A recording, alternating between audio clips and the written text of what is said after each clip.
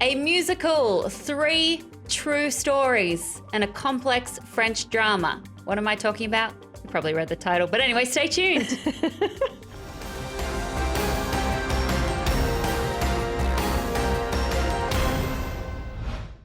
Today's episode of Screen Junkies News is brought to you by The Uncarrier, introducing T-Mobile One. All unlimited, all in.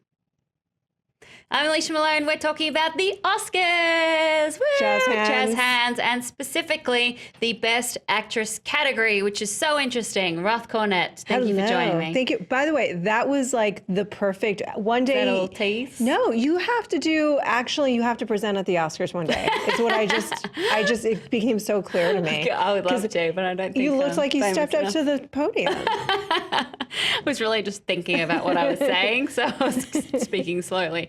But let's have a look at who has been nominated this year for Best Actress. We've got Isabelle Huppert from Elle, Ruth Negga for Loving, Natalie Portman in Jackie, Emma Stone in La La Land, Meryl Streep in Florence Foster Jenkins. I always want to say Florence Foster Jenkins. Now, Emma Stone so far has won the BAFTA, the SAG, and the Golden Globe in the musical comedy category. Isabelle Huppert won the Golden Globe for drama. What are you thinking, Roth? I mean, I think this is, you can't stop the stone at this point. That stone is rolling at us. Stone is rolling down the hill. That stone is rolling all the way to Oscar. Like a rolling stone. I mean, you can't, it's really interesting because these are 5 very different and 5 extraordinary performances, right? And every year you say that, but it's not always true. And it actually is true this year. Isabelle Huppert was the one that I second guessed myself when we were doing our Golden Globe. Still kicking myself You were like, about I think it could be Isabelle. And you were like, I'll change. Yeah. And I was wrong. I changed it to Natalie Portman because traditionally speaking, the Golden Globes love movie stars and they love icons. And so these were 2 things put together. Natalie Portman is a huge movie star playing Jackie Kennedy. And to be fair, a pretty remarkable technical and emotional performance. But Isabelle Huppert is no joke in this film. She is extraordinary in this film. She has a lot of critical acclaim. She has a big push behind her, but I just don't think that you can stop Emma Stone at this point because she has the lion's share. She won the Golden Globe for a comedy or musical. La La Land is so beloved and it's about Hollywood. She is a big movie star in her own right at this point, and she's just winning everything, particularly, we've talked about this before, one of the biggest voting blocks, which is SAG. Yes, SAG, the Screen Actors Guild, has the most crossover out of any guild with the Oscar voting body.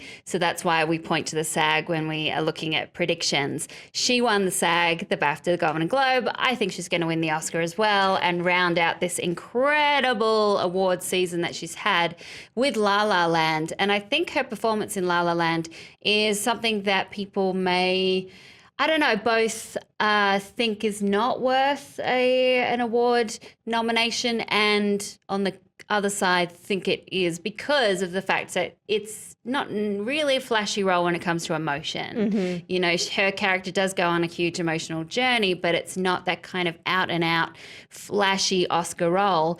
But she sings and dances and is in a musical, and so that in itself is quite a feat and something we haven't seen in a while, and that in itself I think could be flashy, and I think that's why some people might say, well, does she really deserve it? Because it's just not the traditional Oscar nominated or winning performance. Sure, and I was actually curious about your take on that because I know how much you love La La Land. Yeah. And certainly we've talked about this before, we'll get into it probably a little bit more later. La La Land's had a bit of a backlash over the last few weeks because it is so acclaimed and so popular. Yeah. Look, she's certainly stretched in this film, right? In terms of what you said, just the singing and the dancing and the demands. I think it's more of a subtle thing, her emotional journey. I think it is. There's a moment in the film where she's in an audition, and I don't know if you've ever been in an audition, Alicia, but they're the worst. They are the actual worst thing ever because I used to do it, and it's horrible.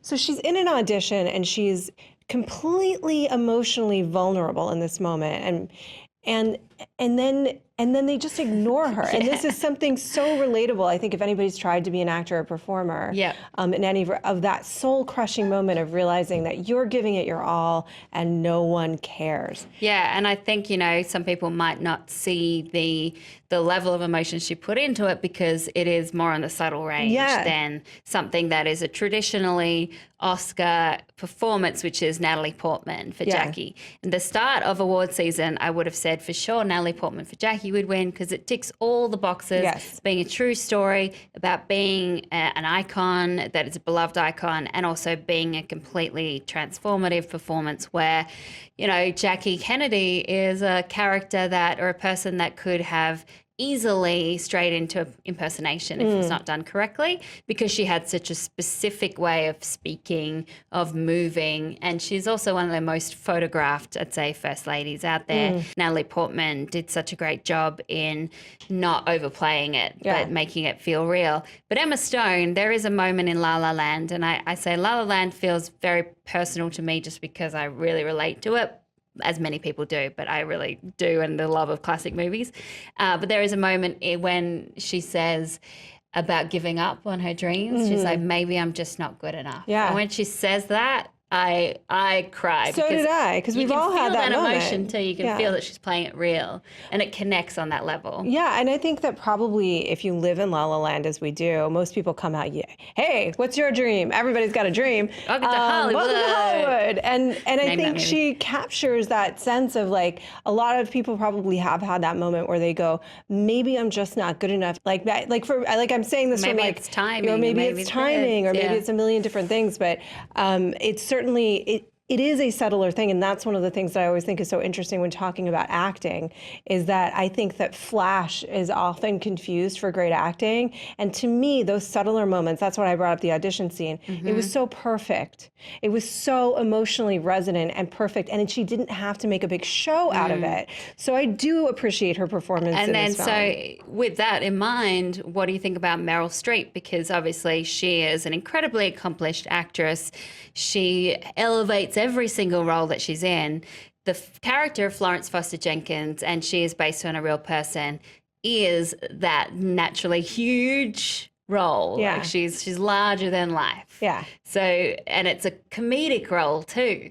Do you think she's nominated because it's Meryl Streep, or because she does such a great job at bringing her to life? I'll be honest, I really enjoy, I watched Florence Foster Jenkins on a plane, and I really enjoyed it. It's a great plane movie. And it was a lot of fun, and I really enjoyed it, and I really enjoyed her performance. Look, she's Meryl Streep. She is never bad. And it is a very fun performance and very vulnerable in its own way. You really feel for this woman. You know, she is, speaking of the earlier thing, like, she's so terrible at singing, but she loves it so much, and she's rich, so she does it anyway. Very kind of like contrasting films in that way. Where Emma Stone ultimately has the talent, she just didn't have the opportunity. When she did, she rose to the occasion in La La Land. I agree. And Ruth Negga, I mean, she is an Irish actress with Ethiopian parents, and then she's playing opposite an Aussie. And I always find it so interesting when you have actors with that background who are then thrust into a movie that particularly talks about a time in America. Well, it's funny too. Well, what I was going to say about Meryl Streep was I don't think any attention would be on that movie if it wasn't for Meryl Streep. That's what I mean. So I don't think that another actor would have been nominated. I agree. With Ruth. My family's from the South. I grew up in New York City, but my family's from the South. And so I pay a lot of attention to, like you do, to Aussie accents, to Southern accents. Because that could easily go into like too over the top. They beautifully capture the South. They capture a subtle soul of the South in this movie that I think not many films do or understand. An important story without being over the top and melodramatic. No, because the love that they have, the movie's called Loving. Their last name is Loving, appropriately so. Perfect. This movie is such an important story. It's such a beautiful story. And the way that they love each other, harkening back to our earlier conversation, the way that they love each other and they depict that love is incredibly subtle. It is. It's incredibly understated, which makes it all the more powerful when you realize everything that they had to go through just to be together. Because all they wanted to be was a normal married couple. Exactly. It's like, why couldn't they just have a marriage? And Yeah. they didn't set out to change the world. Yeah. They ended up changing the Constitution, which Yeah. is great. And once Extraordinary. again, as we always say with Oscars, that the best thing about the nominations are the fact that more people see the movies, which is great. So we also put out a poll on Facebook seeing who you think is going to win the Best Actress category.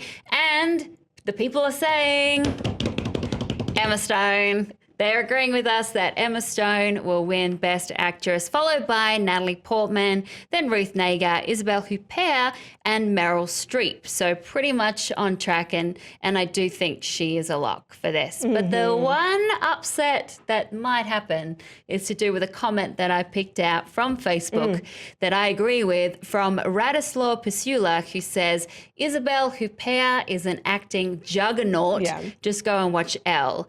As you were saying before, Roth, she has had this amazing career. She is an actress who can play this very complex character. Yeah. And without her in that role, I don't think the movie would have worked. Without someone of that caliber to be able to bring this character to life, because Elle is a very tough movie, a very interesting movie. It deals with rape and abuse, but she really makes you understand what her character is going through, and a character doesn't have the normal responses that you might expect from someone. Exactly, and this is I agree with you. This movie would have fallen apart in the hands of a lesser actress.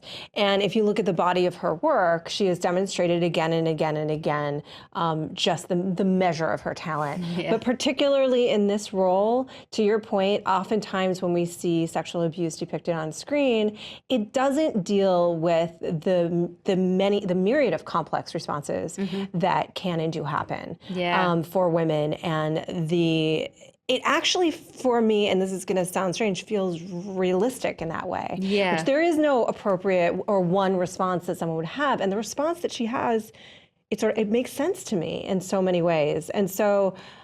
I do think she could, dark horse, take this. Yeah, I think if it wasn't going to go to Emma, if there was going to be an upset, it would be Isabelle, right? Because especially because she got the Golden Globe, and it's hard for an actress from a foreign film to get nominated alongside the actresses from American movies. Yeah. It doesn't happen that often. No. So I think that it's a huge accomplishment, and I think that means people are really paying attention to her performance. So you never know, but Emma Stone. It's going to be Emma Stone. So Jonathan Charon says, Amy Adams, exclamation point. She was the heart and soul of the movie Arrival, and it was criminal that she was ignored. But if I had to pick Emma Stone. Look, I would have to agree. Me too. I was shocked that Amy Adams did not get a nomination, and I would, as much as I love Meryl Streep, I would pull Meryl Streep out in Florence Foster Jenkins and put Amy Adams in for Arrival. Arrival remains one of my favorite movies this year, and it is due to her. That movie doesn't exist without that performance. It absolutely doesn't. It's beautifully directed by Denis Villeneuve, who was nominated, but without her in that role, it's her story. It is, and not only was she brilliant in Arrival, she was also brilliant in Nocturnal Animals, and that's something that Oscar voters love to do, is nominate an actor or an actress for one particular role, but really it's kind of for more than one. And she, in Arrival, such a subtle performance that then she has to weave in what's going to happen towards the end without making it signposted at all, but making it work on a second watch. And I think that's just such a complex role. Again, maybe not as flashy as something like a Florence Foster Jenkins, but really solid. It's so beautiful. And she has to, I think that what she has to do, and I don't want to spoil anything from the film, but there are layers of grief Yeah. that she has to be reconciling with a grief that she doesn't yet understand even why she's having it for parts of the film, which is pretty amazing. And she does. And if you watch it again, it completely works. Yeah, you see the little things she does, little like facial movements, tiny. Tiny little moments. So let me ask you a question. Yes. Is she our new Leonardo DiCaprio? Oh, do we have to start a campaign? Do we have to start a campaign for Amy Adams yet? Are we there? Almost. Not quite.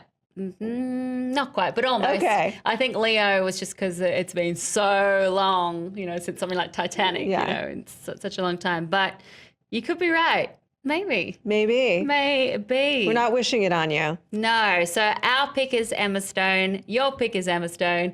Roth, thank you so much for joining me. Thank you. But we want to know from you guys, is Amy Adams the new Leonardo DiCaprio? Who else were you disappointed that didn't get involved in this category? Or who do you think is going to win Best Actress? We will see you soon.